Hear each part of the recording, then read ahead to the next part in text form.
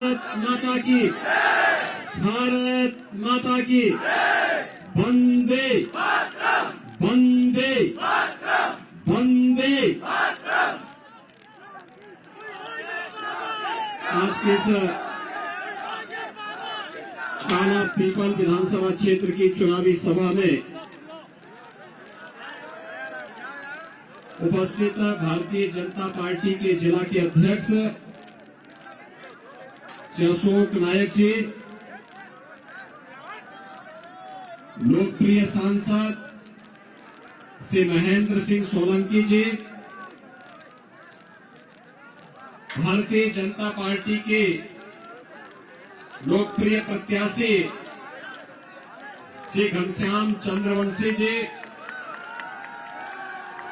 विधानसभा संयोजक श्री अशोक जी, तेज सिंह जी, राय सिंह जी, पूज्य संत श्री गोविंद जानी जी और इस विधानसभा क्षेत्र से जुड़े हुए भारी संख्या में यहां पर उपस्थित सभी मतदाता भाइयों और बहनों, काला पीपल विधानसभा क्षेत्र में भारतीय जनता पार्टी के प्रत्याशी के समर्थन में विशेष अपील करने के लिए मैं उत्तर प्रदेश की धरती से यहां पर आया हूं। भाइयों बहनों, उत्तर प्रदेश मर्यादा पुरुषोत्तम भगवान श्री राम की पावन जन्मभूमि का प्रदेश है। लीलाधारी भगवान श्री कृष्ण की पावन जन्मभूमि का प्रदेश है। बाबा विश्वनाथ धाम, मां विंध्यवासिनी धाम और मां गंगा और मां यमुना का पावन प्रदेश है। भाइयों बहनों, उत्तर प्रदेश तो बदल चुका है, अब देश भी तेजी के साथ प्रधानमंत्री मोदी जी के नेतृत्व में दुनिया के लिए कुछ नए उदाहरण प्रस्तुत कर रहा है। एक नए भारत का दर्शन आज हम सब कर रहे हैं और मैं इसे कहता हूं कि हमारी पीढ़ी तो सौभाग्यशाली है कि जो कार्य कई 100 वर्षों में नहीं हो पाए, दशकों से नहीं हो पाए, आज उन कार्यों को मूर्त रूप होते हुए हम देख रहे हैं। ये मूर्त रूप विकास के कार्य हो, लोक कल्याणकारी कार्य हो, विरासत का सम्मान हो या आस्था के हमारे भव्य मंदिरों की पुनर्स्थापना का कार्य, ये पूरी भव्यता और पूरी दिव्यता के साथ चल रहे हैं। भैया बहनों, 2014 के पहले क्या कोई सोचता था कि काशी विश्वनाथ धाम में इतना परिवर्तन आ जाएगा? क्या कोई ये सोचता था कि केदारपुरी फिर से स्थापित हो पाएगी? क्या कोई ये सोच पाता था कि सोमनाथ का मंदिर जैसे सरदार वल्लभ भाई पटेल ने अपने पुरुषार्थ से स्थापित करवाया, आजादी के बाद भारत की सांस्कृतिक वैभव की पुनर्स्थापना का एक बड़ा अभियान था, उसे भव्य स्वरूप दे पाएंगे? क्या कोई सोचता था कि महाकाल का महालोक इस भव्यता और दिव्यता के साथ फिर से अपनी आभा बिखेरेगा? भाइयों बहनों, लोगों को विश्वास ही नहीं होता था। लोग कहते थे इसको नियति मान चुके थे, लेकिन जब योग्य और सक्षम नेतृत्व आता है तो भाइयों बहनों, असंभव को भी संभव बनाने का मादा रखता है। ऐसे ही जैसे अयोध्या में राम मंदिर के निर्माण का कार्य हुआ है, कांग्रेस ने तो मान लिया था कि राम मंदिर बन ही नहीं सकता, और इसके लिए कांग्रेसियों ने झूठ का सहारा क्या लिया? उन्होंने कहा राम तो हुए ही नहीं, यानी उन्होंने राम और कृष्ण को नकार दिया। वे भारत के इतिहास को मानते हैं कि पंडित नेहरू ने जो डिस्कवरी ऑफ भारत के माध्यम से कहा, उन्होंने वो ये मानते हैं यही भारत का इतिहास है। इन लोगों को भारत और भारतीयता से कोई मतलब ही नहीं था, इसलिए विकास का कोई एजेंडा नहीं था, आस्था को सम्मान देने का कोई भी इनका नजरिया नहीं था। और भाइयों बहनों, इसीलिए आज मैं विशेष रूप से काला पीपल विधानसभा क्षेत्र में आप सबसे अपील करने के लिए आया हूं। भाइयों बहनों, आपने देखा होगा कांग्रेस इस समस्या को समस्या ही बने देना चाहती थी, क्योंकि कांग्रेस की नियति है समस्या, कांग्रेस की पहचान है समस्या। आजादी के 70 वर्षों तक वो देश को समस्या देती रही। ये समस्या कभी आतंकवाद के नाम पर, कभी नक्सलवाद के नाम पर, कभी उग्रवाद के नाम पर, कभी राम भक्तों पर गोली चलाने के नाम पर, कभी कश्मीर में धारा 370 को लगा करके वह इस कार्य को, इस समस्या देती रही। लेकिन भाइयों बहनों, वादा खिलाफी और समस्या, ये दोनों कांग्रेस की पहचान है, और भारतीय जनता पार्टी ने जो कहा सो करके दिखाया। हमने कहा था ना कि रामलला हम आएंगे, मंदिर वही बनाएंगे, बोला था ना, बोला था ना, और जो बोला वो करके दिखा दिया। 22 जनवरी 2024 को प्रधानमंत्री मोदी जी के कर कमलों से अयोध्या में 500 वर्षों के बाद रामलला अपने भव्य मंदिर में विराजमान होंगे। भाइयों बहनों, कांग्रेस अगर समस्या का समाधान चाहती, 1947 में देश की आजादी के बाद, 1952 में पहले चुनाव के बाद, वह कभी भी हर घर में शौचालय बनाने का कार्यक्रम कर सकती थी, हर गरीब को घर दे सकती थी, हर गांव तक बिजली पहुंचा सकती थी, हर परिवार को रसोई गैस के उज्ज्वला योजना के कनेक्शन दे सकती थी, भूख से मर रहे लोगों के लिए अन्न की व्यवस्था कर सकती थी, बीमारी से तड़पते हुए लोगों के लिए भी स्वास्थ्य बीमा का कवर दे सकती थी। कांग्रेस ने इनमें से कुछ भी तो नहीं किया, कुछ भी नहीं किया। यहां तो उल्टा करती थी कांग्रेस, कहती थी देश के संसाधनों पर तो केवल मुसलमानों का अधिकार है, यही तो कहती थी। इस देश का हिंदू कहां जाएगा, कहां जाएगा? और उसके साथ जिस प्रकार का भेदभाव करती थी,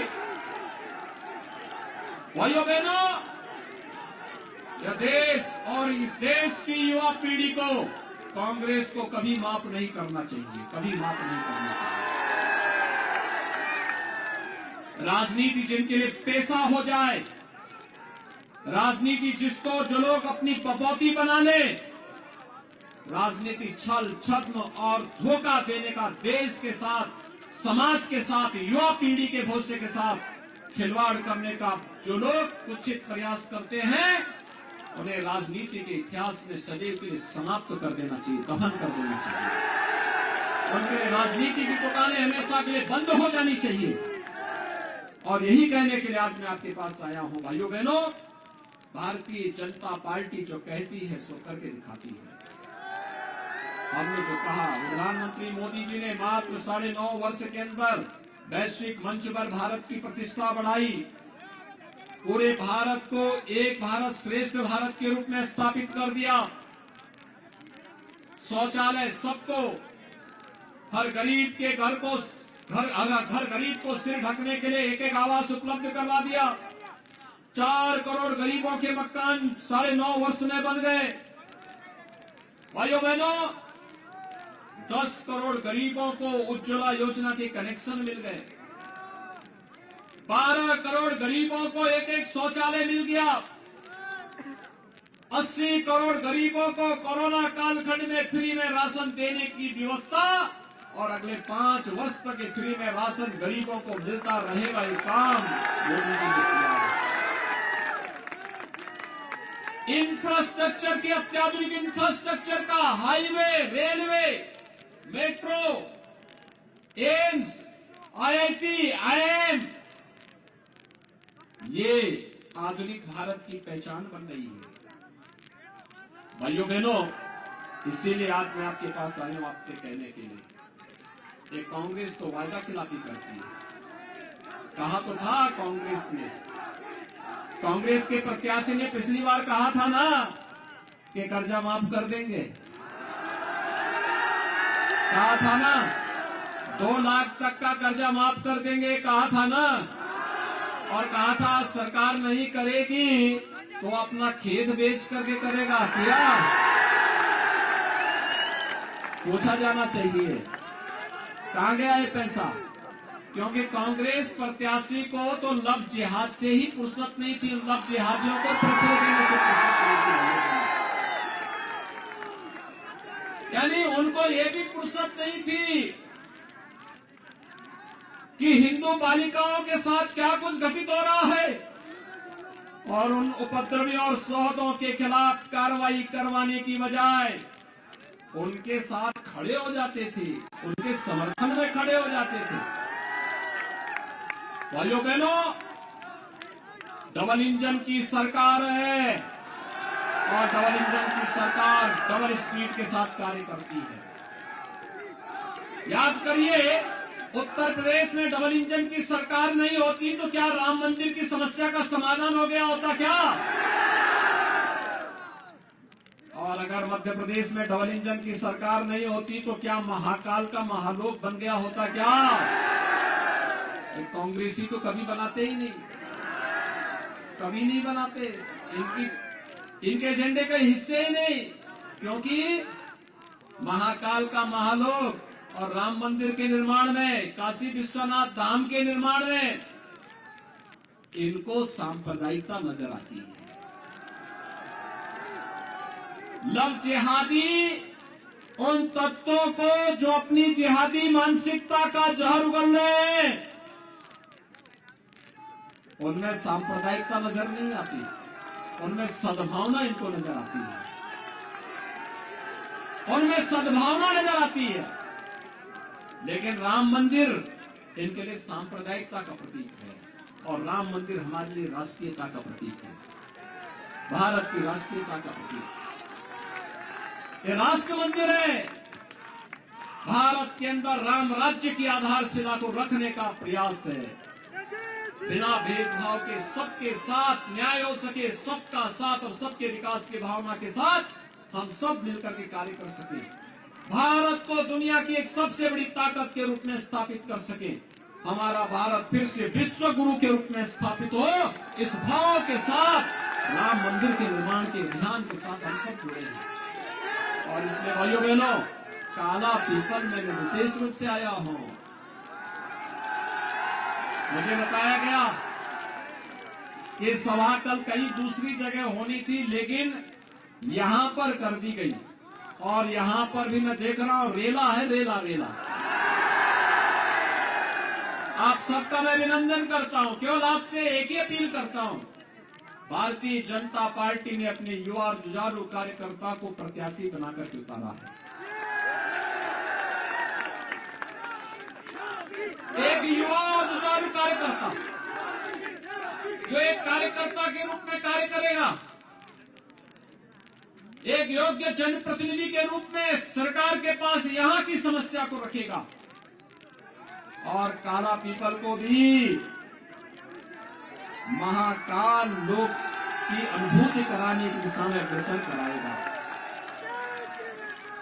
योजनाओं का लाभ यहां हर गांव, हर गरीब, हर किसान, हर नौजवान, हर महिला, हर बेटी तक पहुंचाने का कार्य करेगी। और भाइयों बहनों, पिछले 20 वर्ष में अगर बीच के 1-1.5 वर्ष के कार्यकाल को छोड़ दें तो शेष शिवराज सिंह जी के नेतृत्व में भारतीय जनता पार्टी की सरकार ने मध्य प्रदेश को बीमारू राज्य की श्रेणी से मुक्त कराने में बड़ी सफलता प्राप्त की। अक्सर होता था उत्तर प्रदेश और मध्य प्रदेश, ये दोनों पर बिहार और राजस्थान की तरह बीमारू प्रदेश का ठप्पा लगता था। आज आप देख रहे होंगे उत्तर प्रदेश में और मध्य प्रदेश में भारतीय जनता पार्टी की डबल इंजन की सरकार है। अब बीमारू राज्य में अब विकसित राज्य के रूप में दोनों राज्य अपना स्थान बना रहे हैं, लेकिन बिहार और राजस्थान उभर नहीं पाए हैं अभी। और इसलिए भाइयों बहनों, अच्छे और युवा प्रत्याशियों को चुनाव जिता करके भेजिए। ये युवा प्रत्याशी यहां के विकास के लिए पूरी ताकत के साथ लगेंगे, सरकार की योजनाओं को यहां तक पहुंचाने का कार्य करेंगे, कांग्रेस के झूठ और वादा खिलाफी के मुद्दों से उभार करके विकास की योजनाओं को बिना भेदभाव के प्रत्येक नागरिक तक पहुंचाने का कार्य करेंगे। और इसी विश्वास के साथ आज हम सब आपके पास आए हैं कि भाइयों बहनों, फिर से मध्य प्रदेश में प्रधानमंत्री मोदी जी के मार्गदर्शन और नेतृत्व में भारतीय जनता पार्टी की डबल इंजन की सरकार बने। मध्य प्रदेश के विकास के लिए, विकसित मध्य प्रदेश के लिए और आत्मनिर्भर भारत के लिए यह आवश्यक है। और इसी के लिए भारतीय जनता पार्टी ने अपने प्रत्याशी को यहां पर आपके बीच में से घनश्याम चंद्रवंशी को अपना प्रत्याशी बनाकर के आपके बीच उतारा है। सभी लोग सहमत हैं? कमल चुनाव चिन्ह पर कांग्रेस के वादा खिलाफी और झूठ को दफन करने के लिए दीपावली है। संकल्प ले लीजिए, 11 को अयोध्या में हम लोग दीपोत्सव का भव्य आयोजन करते हैं और 11 नवंबर को यह आयोजन होगा। और उस दिन एक और दीपोत्सव से शुभ कार्य की शुरुआत और दूसरी तरफ हर प्रकार की विघ्न बाधाओं को वहीं पर छोड़ने का एक संकल्प भी होना चाहिए। सहमत हैं? और 17 नवंबर को जब मध्य प्रदेश में विधानसभा चुनाव होंगे, एक एक सीट पर कमल खिलता हुआ दिखना चाहिए। सहमत हैं? काला पीपल में भी कमल खिलेगा ना? सभी सहमत हैं? भाइयों बहनों, सहमत हैं तो अयोध्या के लिए अभी से हम कहेंगे घनश्याम जी से कि अभी से अयोध्या में राम मंदिर निर्माण के बाद काला पीपल के श्रद्धालुओं को दर्शन कराने की तैयारी भी करवाइए। सहमत है ना सब लोग? तो कमल चुनाव चिन्ह पर घनश्याम जी को भारी बहुमत से विजयी बनाने की अपील करते हुए अपनी वाणी को देता हूं विराम। मेरे साथ बोलेंगे जय जय श्री राम, जय जय श्री राम।